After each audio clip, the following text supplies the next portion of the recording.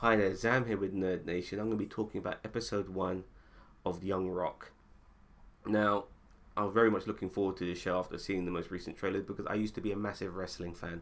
Love wrestling a lot. No longer watch it now, really, because I find not only the person who owns the company, Vince McMahon, to be a hideous human being, but the product itself is stale as fuck. Anyway, let's talk about the show. So surprisingly, Randall Park, Jimmy Woo from WandaVision, is in this show. He plays an interviewer, and what I've noticed about Randall Park is that he's so good at the deadpan humor, absolutely brilliant. And watching him bouncing off The Rock, who's giving an interview to Randall Park, was very satisfying. They had a good chemistry with each other.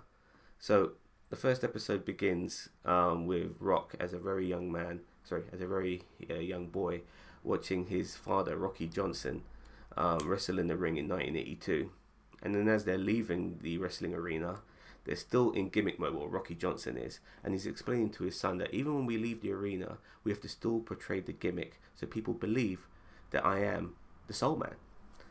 It was fascinating, and also I knew about these sort of things, but it's still fascinating to see these things being played out in this when it comes to the art of wrestling. You know, not just the in-ring chemistry and all that sort of stuff, but the gimmicks and the characters you have to play, maintaining that too. It's fascinating. There's so many sort of levels of skills involved in wrestling. I don't think people give wrestlers enough credit. So we're now with Rocky, and he's in a hotel room with several other wrestlers, while Samoans are there, Junkyard Dog's there, Iron Sheik's there, and then Andre the Giant makes an appearance. I mean, these wrestlers are so well cast. Rocky Johnson, Iron Sheik, Samoans, and even at first I wasn't too hot on Junkyard Dog, but you know what, it's kind of grown on me. I mean, these actors look so much like these characters. Even Andre the Giant's a really good pick. Obviously, it's not going to be, like for like Andre, but fucking hell, excellent pick. So we see all these wrestlers. They're playing cards. Young Rock that is bouncing off them, and we kind of get an idea of like the real relationship Rock had with his dad, because Rocky Johnson would rather hang out with his friends than be a father to Dwayne, and you kind of see that play out throughout this episode to various degrees. But Rock himself even admits that some of the stuff his dad did benefit him. But it's also kind of sad seeing how Rocky Johnson that is, wants to still do laddish things, and he leaves his wife holding the bag when it comes to being a parent. So that was pretty cool. Also, we get a little moment where young Dwayne says that wrestling's fake anyway, and then Andre the Giant just gets off his chair and picks him up and says, "We never say the F word," and then says, "Give me a hug." It's a really nice moment. You gotta fucking love Andre. So we're on to another period in Rock's life now, and he's now a teenager in high school. He wants to be really popular with the chicks and stuff like that, and he's stealing clothes. So he looks richer than he is, which is pretty cool. And there are some moments which gives you 21 Jump Street vibes as well, because The Rock, being a humongous human being, is is not always seen as a young person. People don't believe he's 15 years old. He's got a moustache. He's over 6 foot tall. He's got muscles growing everywhere. People think he's an adult. They think he's an undercover cop, especially the way he's dressed, because he's dressed so immaculately. It is a funny moment, and then Rock also believes that he needs maybe a set of wheels to maybe impress the girls.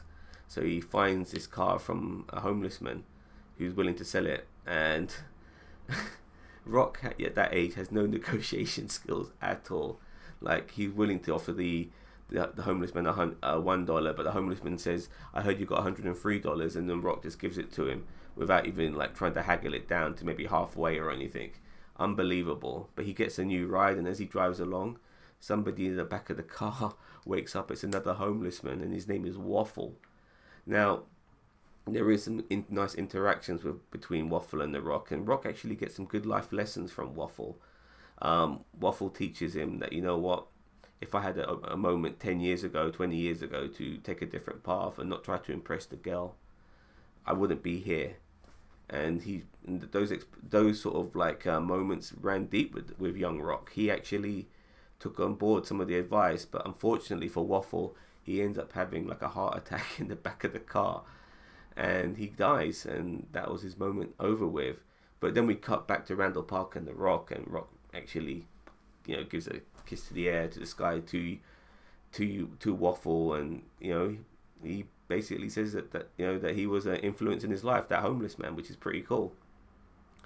So now we're cutting to Rock in 1990, I believe, and he's in like doing high school football and stuff. He's a young man now. College football and stuff, and he's gone into a gymnasium, and certain people recognize him because he's the Soul Man's son. And unfortunately for young Rock, his dad was there an hour ago, which only shows you a bit what an arsehole of a father he was growing up, because he could have been there with young Rock, but he decided to come there an hour ago, tell some tall tales to these other gym rats about his son being the bee's knees. So when the Rock does come there, young Rock does come there, he doesn't realize that people see him in a different light, and then he comes to these sort of realization through the conversations, and he's trying to figure out what to say, but he doesn't want to come across as a bullshit artist, but unfortunately he does. And then he rings up his dad, and he's really pissed off with his dad about it.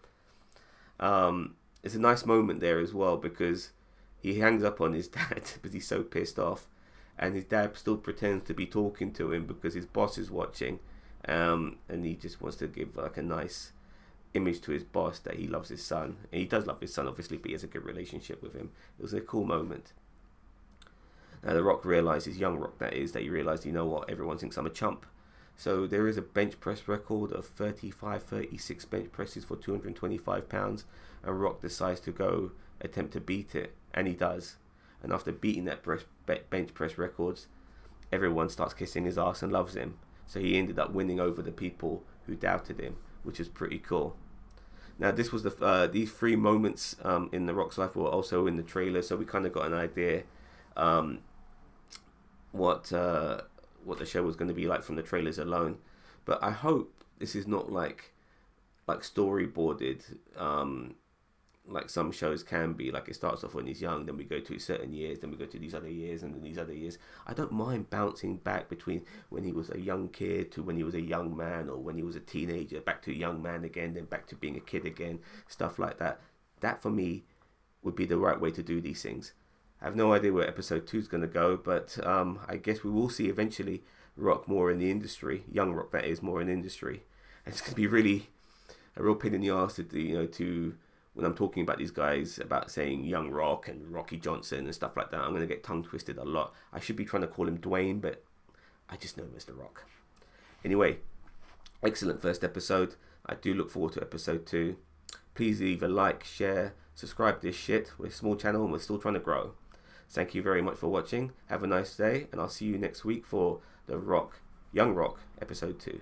Bye-bye.